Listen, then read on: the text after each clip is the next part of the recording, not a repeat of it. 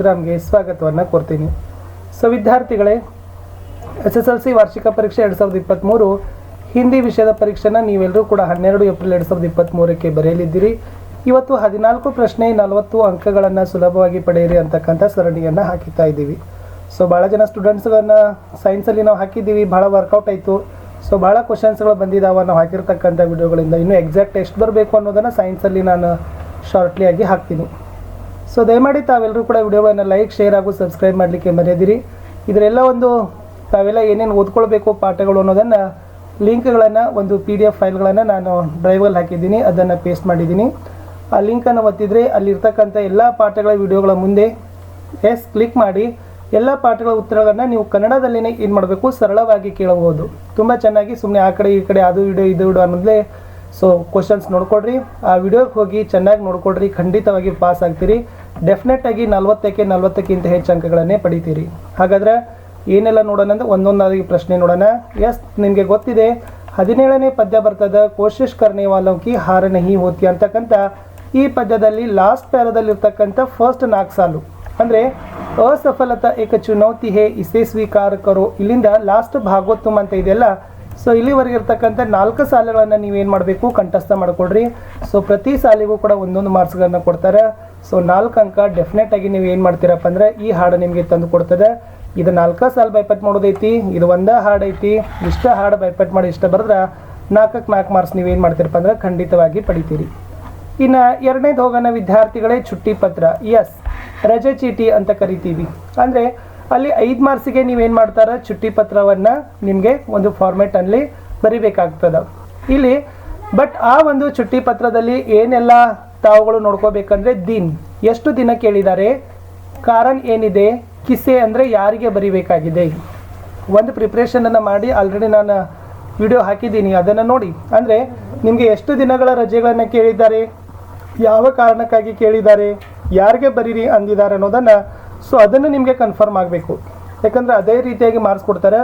But ಆದರೂ ನಿಮಗೆ ಇಲ್ಲ, ನನಗೆ ಸರಿಯಾಗಿ ಒಂದು ನಮೂನೆಯಲ್ಲಿ ಬರ್ಲಿಕ್ಕೆ ಬರ್ತದೆ, ಬಟ್ ನನಗೆ ದಿನ ಕಾರಣಗಳ ಬಗ್ಗೆ ನನಗೆ ಅದು ವಾಕ್ಯಗಳಾಗಲಿಕ್ಕಲ್ಲ ಅಂದರೆ ಸೊ ಯಾವುದು ನಿಮಗೆ ಬರ್ತದಲ್ಲ ಅದನ್ನಾದರೂ ಬರೀರಿ. ಖಂಡಿತವಾಗಿ 5ಕ್ಕೆ ನಿಮ್ಗೆ ಏನು ಮಾಡ್ತಾರೆ ಅಂದರೆ 2 ರಿಂದ 3 ಅಂಕಗಳನ್ನಾದರೂ ಕೂಡ ನಿಮ್ಗೆ ಏನು ಮಾಡ್ತಾರಪ್ಪ ಅಂದ್ರೆ ಇವ್ಯಾಲ್ಯುವೇಟರ್ಗಳು ನಿಮಗೆ ಅವಾರ್ಡನ್ನು ಮಾಡ್ತಾರೆ, ಕೊಡ್ತಾರೆ.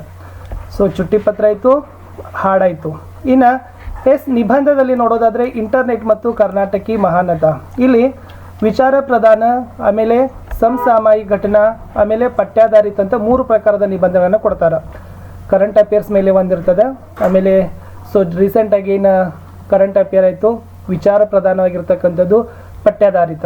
ಇಲ್ಲಿ ನಿಮ್ಮ ಪಾಠದಲ್ಲಿರ್ತಕ್ಕಂಥ 2 ಪಾಠ ನಿಬಂಧ ವಿಧದಲ್ಲದ, ಒಂದು ಇಂಟರ್ನೆಟ್ ಅದ, ಇನ್ನೊಂದು ಕರ್ನಾಟಕ ಸಂಪದ ಅದ. ಆ ಪಾಠದ ಮೇಲೆ ಇರ್ತಕ್ಕಂಥ ಒಂದು 12-15 ಸಾಲುಗಳನ್ನು ನಿಬಂಧಗಳನ್ನು ಬರೆಯೋದನ್ನು ಪ್ರಿಪೇರ್ ಮಾಡಿಕೊಡ್ರಿ. ಅಲ್ಲಿ ಕ್ವಶನ್ ಆನ್ಸರ್ಸ್ಗಳಿಗೂ ಕೂಡ ಅನುಕೂಲ ಆಗ್ತದೆ, ನಿಬಂಧಕ್ಕೂ ಅನುಕೂಲ ಆಗ್ತದೆ. 4 ಮಾರ್ಕ್ಸ್ ಡೆಫಿನೆಟಾಗಿ ನೀವು ಏನು ಮಾಡ್ತೀರಿ, ಈ ನಿಬಂಧದಲ್ಲಿ ತೊಗೊಳ್ತೀರಿ. ಅದನ್ನು ಹೇಗೆ ಬರಿಬೇಕು ಅನ್ನೋದನ್ನು ಲಿಂಕ್ ವಿಡಿಯೋದ ಕೆಳಗಡೆ ಇದೆ, ಅದನ್ನು ನೋಡ್ಕೊಡ್ರಿ. ಇನ್ನು ಸಮಯಕ್ಕೆ ಪಹಚಾನ್ ಅಂತ ಒಂದು ಹಾಡು ಬರ್ತದೆ ವಿದ್ಯಾರ್ಥಿಗಳೇ. ಅಲ್ಲಿ 2 ಪ್ರಶ್ನೆಗಳಿದಾವೆ. ಮನುಷ್ಯ के लिए सुख की प्राप्ति कब संभव है, समय का सदुपयोग कैसे करना चाहिए. ಅದು ಬಿಟ್ರೆ ಸೊ ಈ ಕಡೆ ಏನು ಕೇಳಕತ್ತಾರಪ್ಪ ಅಂದ್ರೆ ಸಮಯಕ್ಕೆ ಪಹಚಾನ್ ಕವಿತಕ ಭಾವಾರ್ಥ ಅಂತ ಕೇಳಕತ್ತಾರ.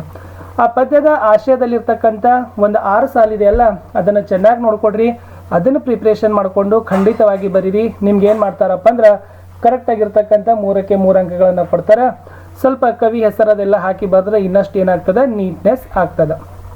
ಇನ್ನು ಮುಂದಿನ ಪ್ರಶ್ನೆ 1ನೇ ಪದ್ಯ ಇರ್ತಕ್ಕಂಥದ್ದು ಮಾತೃಭೂಮಿ. ಈ ಮಾತೃಭೂಮಿಯಲ್ಲಿನೂ ಕೂಡ ಏನದಪ್ಪ ಅಂದ್ರೆ 2 ಕ್ವಶನ್ಗಳು ಬರ್ತಾವೆ. ಒಂದು ಪ್ರಕೃತಿ ಸೌಂದರ್ಯ ಬರ್ತದೆ, ಇನ್ನೊಂದು ಮಾತೃಭೂಮಿಯ ಸ್ವರೂಪ ಅಂತ ಬರ್ತದೆ. ಆ ಪ್ರಕೃತಿ ಸೌಂದರ್ಯ ಮತ್ತು ಮಾತೃಭೂಮಿಯ ಸ್ವರೂಪ ಎರಡನ್ನೂ ಕೂಡ ತಾವು ಸೇರಿಸಿದ್ರೆ ಏನಾಗ್ತದಪ್ಪ ಅಂದ್ರೆ ಆ ಪದ್ಯದ ಭಾವಾರ್ಥ ಆಗೋಗ್ತದೆ. ಬಟ್ ನಾನು ಏನು ಹೇಳೋದಂದ್ರೆ ಪ್ರಾಕೃತಿಕ ಸೌಂದರ್ಯ ಈ ಪ್ರಶ್ನೆ ಏನಾಗ್ಬೋದು, ಈ ಸಲ ನಿಮ್ಮ ಪರೀಕ್ಷೆ ಪ್ರಶ್ನೆ ಪತ್ರಿಕೆಗಳಲ್ಲಿ ಕಾಣ್ಬೋದು. ಸೊ ಭಾಳಷ್ಟು ರೀತಿಯಾಗಿರ್ತಕ್ಕಂಥ ಉತ್ತಮವಾಗಿರ್ತಕ್ಕಂಥ ಕ್ವಶನ್ ಆನ್ಸರ್ಸ್ಗಳ ಲಿಂಕ್ ಕೆಳಗಡೆ ಇದ್ದಾವೆ, ನೋಡಿ.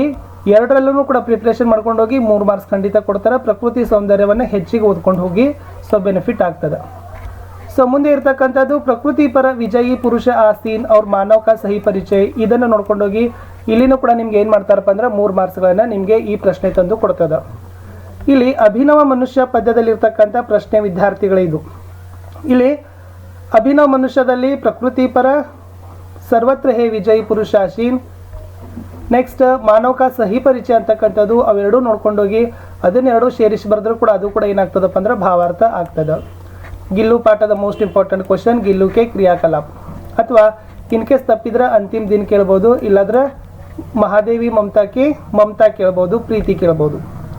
ಅದು ಕೂಡ ಮೋಸ್ಟ್ ಇಂಪಾರ್ಟೆಂಟ್ ಆಗಿರ್ತಕ್ಕಂಥ ಕ್ವಶನ್. ಬಟ್ ಗಿಲ್ಲುಕೆ ಕ್ರಿಯಾಕಲಾಪ್ ಅಂತಕ್ಕಂಥದ್ದು ಭಾಳ ಎಕ್ಸ್ಪೆಕ್ಟ್ ಮಾಡ್ತಕ್ಕಂಥ ಕ್ವಶನ್ ಅದ. ಅದರ ಆನ್ಸರನ್ನು ಲಿಂಕಲ್ಲಿ ಹಾಕಿದ್ದೀನಿ, ಅದನ್ನು ನೋಡ್ಕೊಂಡು ಹೋಗಿ. ಇನ್ನು ಮೇರಾ ಬಚ್ಪನ್ ಪಾಠದಲ್ಲಿ ನೋಡೋದಾದರೆ ನಮಾಜ್ ಕಿ ಪ್ರಾಸಂಗಿಕತಾ, ಆಶಿಯಮ್ಮ ಕಲಾಂ ಕೋ ಖಾನೆ ಕೆ ಲಿಯೆ ಕ್ಯಾ ಕ್ಯಾ ದೇತಿ ಥಿ ಅಂತಕ್ಕಂಥದ್ದು ಕ್ವಶನ್ಸ್ ನೋಡ್ಕೊಂಡು ಹೋಗಿ.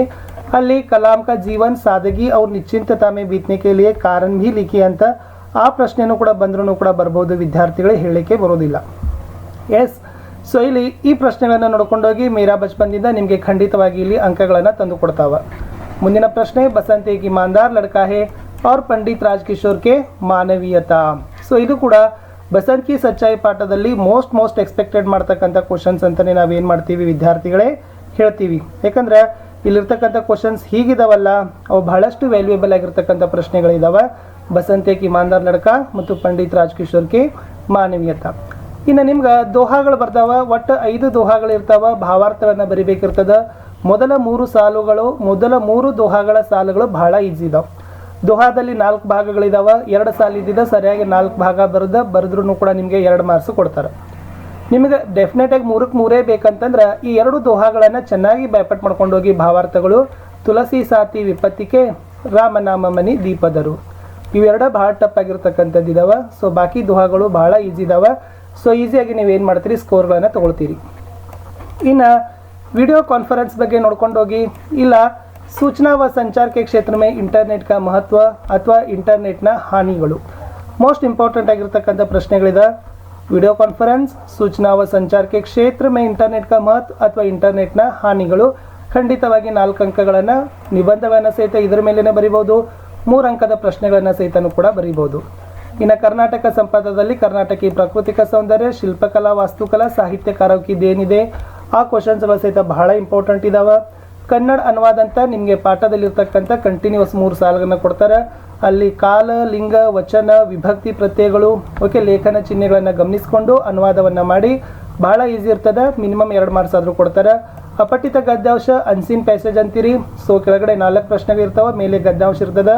ಭಾಳ ಈಸಿ ಇರ್ತದೆ, ಕಂಟಿನ್ಯೂಸ್ ಆಗಿರ್ತಕ್ಕಂಥ ಒಂದು ಉತ್ತರ ಆಗೋಣ, ಇನ್ನೊಂದು ಉತ್ತರ ಅಲ್ಲೋ ಒಂದು ಕಡೆ ಮೇಲೆ ಕೆಳಗೆ ಇರ್ಬೋದು. ಬಟ್ ನಿಮಗೆ ಕ್ವಶನ್ಸ್ಗಳನ್ನು ಭಾಳ ಈಸಿಯಾಗಿಯೇ ಕೇಳಿರ್ತಾರೆ. ಡೆಫಿನೆಟಾಗಿ ನೀವು ಸ್ಕೋರ್ಗಳನ್ನು ಮಾಡ್ಬೋದು. ಸೊ ಇದರೆಲ್ಲ ಉತ್ತರಗಳು ನಿಮಗೆ ಬೇಕಾಗಿತ್ತಂದರೆ ವಿಡಿಯೋದ ಡಿಸ್ಕ್ರಿಪ್ಷನ್ ಬಾಕ್ಸ್ನಲ್ಲಿ ಆಯಾ ಪಾಠವಾರು ನಾನು ಏನು ಮಾಡಿದ್ದೀನಿ ಲಿಂಕ್ಗಳನ್ನು ಹಾಕಿದ್ದೀನಿ. ಸೊ ನೀವು ಅವುಗಳನ್ನು ಒತ್ತಿ ಡೆಫಿನೆಟಾಗಿ ಸ್ಕೋರ್ಗಳನ್ನು ಮಾಡಬಹುದು ಅಂತ ಹೇಳ್ತಾ, ಸೊ ಮತ್ತೆ ಸಿಗ್ತೀನಿ. ನೋಡೋಣ ಗದ್ಯ ಪದ್ಯ ವ್ಯಾಕರಣದ ಪ್ರಶ್ನೆಗಳ ವಿಡಿಯೋಗಳು.